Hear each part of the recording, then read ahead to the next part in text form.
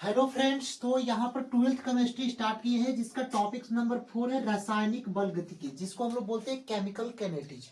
और ये आप लोगों का पार्ट्स नंबर क्या है 5 है। अभी तक पार्ट 4 नहीं देखे तो जाकर the real coach defence academy YouTube channel पर प्लेलिस्ट वीडियो में देख लेना है। केमिस्ट्री के अभी तक आप लोगों को टोटल 99 वीडियो यानी कि 99 वीडियो यहाँ पर हम आप लोग को अपलोड कर दिए हैं अपने प्लेलिस्ट यूट्यूब चैनल पर। और यहाँ पर बेसिक से ये नहीं है कि आप लोग को एक कंसेप्ट छोड़ दिया जाएगा और दूसरा कंसेप्ट नहीं, जो पूरे बेसिक से यहाँ पर पूरा मतलब कि वीडियो अपलोड किया गया है। और यहाँ पर अगर उतना अगर कर लेते हैं 99 वीडियो देख लेते हैं तो 40 से 50 नंबर एग्जाम्स में 70 नंबर के आप लोग का केमिस्ट्री के पेपर आते हैं, उसमें 40 से 50 नंबर आप लोगों को यहाँ पर क्लियर हो जाएंगे। अब यहाँ पर समझिएगा कि 5 नंबर पक्का आप लोग को एग्जाम्स में आएंगे। शून्य कोटि की अभिक्रिया क्या है, शून्य कोटि की अभिक्रिया का वेग स्थिरांक का व्यंजक प्राप्त करें, या शून्य कोटि की अभिक्रिया का अर्ध जीवन काल ज्ञात करें, या प्रथम कोटि अभिक्रिया का व्यंजक प्राप्त करें, या प्रथम कोटि अभिक्रिया के अर्ध जीवन ज्ञात करें। ये 4 क्वेश्चंस हैं।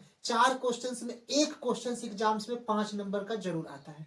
तो पहले हम लोग समझेंगे कि शून्य कोटि अभिक्रिया क्या होती है, यानी शून्य कोटि अभिक्रिया के बारे में हम लोग समझेंगे, यानी कि जीरो ऑर्डर ऑफ रिएक्शंस, यानी शून्य कोटि की यहाँ पर अभिक्रिया जानेंगे कि जब अभिक्रिया के, समझिएगा कि जब कोई भी रिएक्शन है, जब कोई अभिक्रिया के वेग अभिकारकों की सांद्रता के शून्य घात के समानुपाती होता है तो उसे शून्य कोटि की अभिक्रिया कहते हैं। जैसे मान के चलिए कि ए कोई अभिकारक है और बी कोई क्या है, प्रतिफल प्रोडक्ट्स है, तो ए अभिकारक और बी प्रोडक्ट्स है। तो यहां पर आप लोग समझिएगा कि जब अभिक्रिया के वेग अभिकारकों की सांद्रता, अभिक्रिया की वेग जो सांद्रता के शून्य घात के समानुपाती होती है, तो यहाँ पर आर समानुपाती, यहाँ पर जो सांद्रता ए है इसके घात क्या है, शून्य घात है, और इसके समानुपाती है कि नहीं है अभिक्रिया का वेग, तो इसको हम लोग क्या बोलते हैं, शून्य कोटि की अभिक्रिया बोलते हैं। यानी कि जब अभिक्रिया का वेग अभिकारकों की सांद्रता, यानी कि जब अभिक्रिया का जो ये वेग हो गया अभिकारक ए की सांद्रता के घात, यानी सांद्रता के जो शून्य घात, यानी शून्य घात 0 हो गया, अब सांद्रता के अभिकारक के सांद्रता के शून्य घात के समानुपाती होती है, किसके, आर यानी कि वेग के यहाँ पर समानुपाती होती है, तो उसे शून्य कोटि की अभिक्रिया कहते हैं। यहाँ आर बराबर समानुपाती का चिन्ह हटता है तो के यहाँ पर नियतांक होता है जिसको वेग स्थिरांक भी बोलते हैं, के को। और यहाँ पर सांद्रता ए, अभिकारक के सांद्रता ए के घात क्या हो गया 0, तो अभिकारक के घात की सांद्रता क्या है यहाँ पर 0, ये ए के अभिकारक के सांद्रता की घात 0 है तो 0 होगा। और आर बराबर के अभिकारक की सांद्रता ए के पावर 0 है तो इसी को हम लोग शून्य कोटि की अभिक्रिया हम लोग कहते हैं। आया समझ में? जिसको नहीं समझ में एक बार फिर से इसको समझ जाइए कि क्या होता है कि शून्य कोटि की अभिक्रिया, जब अभिक्रिया का वेग आर, जब अभिक्रिया का वेग अभिकारकों की सांद्रता के शून्य घात के समानुपाती होती है, यानी कि अभिक्रिया का जो वेग, ये रिएक्शन हो गया, अभिकारक यहाँ पर ए के सांद्रता, ये देखिए अभिकारक ए और इसकी सांद्रता, इसको डिनोट किया जाता है ये घात, यानी कि इसके पावर 0 घात के समानुपाती होती है, समानुपाती का चिन्ह हो गया, उसी को हम लोग क्या बोलते हैं, शून्य कोटि की रिएक्शंस बोलते हैं। यहाँ पर देखिए आर बराबर समानुपाती का चिन्ह हटेगा तो के कोई नियतांक आएगा जिसको वेग स्थिरांक बोलते हैं। और यहाँ पर जो ये अभिकारक की सांद्रता क्या है, ए है, और इसके घात के पावर 0 है, तो अभिकारक के घात के सांद्रता क्या होगा 0, यानी अभिकारक ये ए के घात के सांद्रता 0 होगा, तो आर बराबर के अभिकारक की सांद्रता ए के घात के 0 होगा, तो इसी को हम लोग शून्य कोटि के रिएक्शंस यहाँ पर बोलते हैं। आया समझ में? अब यहाँ पर समझिएगा कि जो यहाँ पर कुछ नोट पॉइंट्स है, यहाँ पर समझ लीजिएगा कि अगर अभिकारक के, देखिए यहाँ पर अभिकारक के सांद्रता ए घात के पावर 1 हो, यानी कि अभिकारक के सांद्रता के घात क्या हो 1 हो, तो उसको प्रथम कोटि की अभिक्रिया हो गई। और के क्या होता है, वेग स्थिरांक, ये आप लोग को मालूम होगा। अब यहाँ पर अभिकारक की सांद्रता के घात 2 हो तो द्वितीय कोटि की रिएक्शंस कहलाती है। अगर अभिकारक की सांद्रता 3 हो तो उसके तृतीय कोटि की अभिक्रिया कहलाती है। यहां तक आप लोग को समझ में आया? अब यहां पर समझिएगा नोट पॉइंट्स, समझिएगा देखिए जो भी हम नोट पॉइंट्स लिखवाते हैं बहुत ही एग्जाम के पॉइंट व्यू से जो ऑब्जेक्टिव क्वेश्चंस बनते हैं उसके लिए बहुत ही इंपॉर्टेंट होते हैं। अब समझिएगा कि जब अभिक्रिया की दर को क्या कहते हैं बाबू? R, rate of reactions. आप लोगों को पहले ही बताए, जो आर होता है वो अभिक्रिया की क्या होता है? दर होता है। तथा अभिक्रिया का वेग अभी बताए कि के होता है, वेग स्थिरांक अभिक्रिया के के होता है, तो शून्य कोटि के अभिक्रिया के बराबर होती है। यानी कि याद ये रखना है कि अभिक्रिया की दर क्या होता है? आर, और अभिक्रिया की वेग के, ये शून्य कोटि की अभिक्रिया के बराबर होती है। इंपोर्टेंट पॉइंट्स है, एक बार फिर से समझिए। जिसको नहीं समझ में आ रहा है फिर से समझिए, कोई दिक्कत नहीं, लेकिन समझ जाएंगे तो यहां से ऑब्जेक्टिव क्वेश्चंस बनते हैं कि जब अभिक्रिया की दर आर और अभिक्रिया का वेग के शून्य कोटि की अभिक्रिया के बराबर होती है। यानी कि अभिक्रिया का वेग देखिए, यहाँ पर आप लोग को यहाँ पर शून्य कोटि की अभिक्रिया क्या होता है? आर बराबर के की सांद्रता ए के घात 0 हो गया। तो यहाँ पर हम लोग क्या लिखेंगे? आर बराबर के और सांद्रता ए के पावर 0, यानी शून्य कोटि की रिएक्शन है। अब इसके बराबर होता है तो ये आर बराबर के लिख देंगे, क्योंकि आर और के क्या होगा? शून्य कोटि की अभिक्रिया वेग स्थिरांक बराबर होगा। तो आर बराबर के और ए के पावर 0, ये सांद्रता होती है, तो कहीं भी ए के पावर 0 आ जाए तो क्या होगा? 1 होगा। तो यहाँ पर 1, तो आर बराबर के हो गया। यानी कि अभिक्रिया की जो ये दर होती है, और जब अभिक्रिया की दर तथा अभिक्रिया के वेग के शून्य कोटि अभिक्रिया के बराबर होती है, तो शून्य कोटि अभिक्रिया भी लिखे, और इसके बराबर आई कि नहीं है? ये शून्य कोटि आर बराबर के की सांद्रता ए के पावर 0 शून्य कोटि है, शून्य कोटि की अभिक्रिया आर लिखे इक्वल टू के, और ए के पावर सांद्रता 0 के मान 1 हो गया। तो आर बराबर के है कि नहीं? आर क्या होता है? अभिक्रिया की दर, और के क्या होता है? वेग होता है, और ये शून्य कोटि की अभिक्रिया के बराबर हो गया। तो ये जब शून्य कोटि की अभिक्रिया के बाबू बराबर हो गया तो आर बराबर के होगा। यानी कि अभिक्रिया की जो दर होगी आर, उसका वेग के भी बराबर होगा, वेग भी उसका बराबर होगा। तो ये हम लोग को पता हो गया कि अगर आर अभिक्रिया की दर का मात्रक पता हो जाएगा तो शून्य कोटि की अभिक्रिया के भी मात्रक पता हो जाएगा। हो जाएगा कि नहीं हो जाएगा? क्योंकि दोनों एक ही इक्वल होते हैं, अभिक्रिया की दर हो चाहे अभिक्रिया की वेग हो या शून्य कोटि की अभिक्रिया हो, बराबर होता है, तो इसका मात्रक भी बराबर होगा। तो आर का मात्रक हम लोग क्या होगा? यानी अभिक्रिया की दर हम लोग आर का मात्रक पता कर लेंगे तो शून्य कोटि की अभिक्रिया की भी मात्रक वही होगा।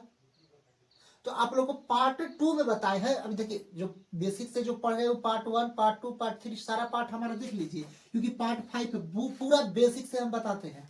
तो यहाँ पर आप लोग समझिएगा कि आर का अगर मात्रक पूछता है तो हम लोग को पीछे उसमें बताए हैं कि मोल प्रति लीटर प्रति सेकंड होता है, तो मोल प्रति लीटर प्रति सेकंड होता है। ये अभिक्रिया की दर की मात्रक है। तो अभिक्रिया की दर की मात्रक मोल प्रति लीटर प्रति सेकंड हो गया, तो शून्य कोटि की अभिक्रिया का भी मात्रक वही होगा, क्योंकि इक्वल है। शून्य कोटि की अभिक्रिया हो या अभिक्रिया की दर हो या अभिक्रिया का वेग स्थिरांक हो, तीनों का मात्रक। तो यहाँ पर मोल प्रति लीटर प्रति सेकंड यहाँ पर हो जाता है। तो ये आप लोगों की शून्य कोटि की अभिक्रिया कंप्लीट हुई, और ये 5 नंबर को आप लोगों को देकर जाती है शून्य कोटि अभिक्रिया। अब प्रथम कोटि अभिक्रिया, द्वितीय कोटि अभिक्रिया, इसका भी मात्रक इसी में ऐड कर देते हैं कि इसका मात्रक क्या होता है प्रथम कोटि का और द्वितीय कोटि का। ठीक है। अब यहाँ पर आप लोग देखिएगा कि प्रथम कोटि की वेग स्थिरांक की इकाई क्या होगी, या इसी को हम लोग बोलते हैं मात्रक क्या होगी। शून्य कोटि के आप लोग को बता दिए थे। देखिए, एक चीज आप लोग को पहले भी पता है कि अभिक्रिया की दर और अभिक्रिया की वेग, अभी आप लोग को पीछे भी बताए थे कि अभिक्रिया की दर और अभिक्रिया की वेग के ये दोनों का मात्रक ये क्या होता है? सेम ही होता है, क्योंकि ये इक्वल से पहले भी बता दिए थे। तो उसमें हम लोग अभिक्रिया की दर का मात्रक बता दिए, तो अभिक्रिया की अगर वेग की भी बात करेगा तो वही उसके मात्रक भी होंगे। ठीक है। अब यहाँ पर आप लोग समझेंगे कि प्रथम कोटि के वेग स्थिरांक यानी कि वेग का मात्रक या इसकी इकाई क्या होगी या इसकी मात्रक क्या होगी, इनके बारे में हम लोग समझेंगे। तो यहाँ पर देखिए कि प्रथम कोटि की जो सूत्र होता है आर बराबर के, वेग स्थिरांक कहलाता है, और यहाँ पर ए की सांद्रता के पावर 1 आ जाए घात में, तो यह प्रथम कोटि की अभिक्रिया होती है। तो यहाँ पर लिखेंगे आर बराबर के और इसके ए की सांद्रता के पावर 1, तो प्रथम कोटि के रिएक्शंस हो गया। अब इसमें एग्जाम्स में क्या आता है कि इसकी बीमा कैसे हम लोग निकालें। मान लीजिए कि याद किए है तो ठीक है, लेकिन हर बार याद करना हम लोग एग्जाम्स में क्या होते हैं, डर के मारे या जो भी है प्रेशर की वजह से हम लोग भूल जाते हैं। तो इसको निकालने का हम लोग को प्रथम कोटि की फार्मूला याद आना ही चाहिए। तो तो यहाँ पर आर बराबर के और ए के सांद्रता के पावर 1 घात हो तो प्रथम कोटि की अभिक्रिया हो गई। और यहाँ पर आर बराबर क्या दे देगा, के डॉट ए दे देगा। अब यहाँ पर के, क्योंकि ए के पावर घात में 1 हो तो ए ही हो जाएगा, तो के इधर आ जाएगा तो आर बराबर ए हो जाएगा। यानी कि देखिए आर बराबर क्या लिखा है, के ए लिखा है, तो यहाँ पर के इधर ले आएंगे तो यहाँ पर क्या होगा, आर बटा ए। और के हम लोग को पता होता है कि वेग स्थिरांक होता है, तो के बराबर आर बटा ए। और इसी का हम लोगों का वेग स्थिरांक यानी के का ही मात्रक हम लोग को निकालना है। तो अब यहां तक बाबू अगर हम लोग समझ गए तो के लिख देंगे। और आर क्या है, आर का अभिक्रिया की दर होता है, ये हम लोग पता है। और अभिक्रिया की दर का मात्रक होता है मोल, लीटर इनवर्स और सेकेंड इनवर्स, यानी मोल प्रति लीटर प्रति सेकेंड। लिख भी दे कि समझ में आएगा, चलिए लिख भी देते हैं। देखिए मोल, मोल लीटर इनवर्स भी लिख सकते हैं यहाँ, कि मोल प्रति लीटर भी लिख देंगे, प्रति लीटर हिंदी में भी लिख देते हैं प्रति लीटर। और यहाँ पर सेकेंड इनवर्स यानी प्रति सेकेंड भी लिख देंगे, प्रति सेकेंड। ये हम लोग क्या लिख दिए कि यहाँ पर अभिक्रिया की दर का यहाँ पर लिख दिए। अब हम लोग को पता है कि ए क्या होता है, सांद्रता होता है, अभिकारकों की सांद्रता ए होता है। तो इसका हम लोगों का मात्रक क्या होता है बाबू, इसका अगर मात्रक करते हैं मोल प्रति लीटर होता है। अब देखिए मोल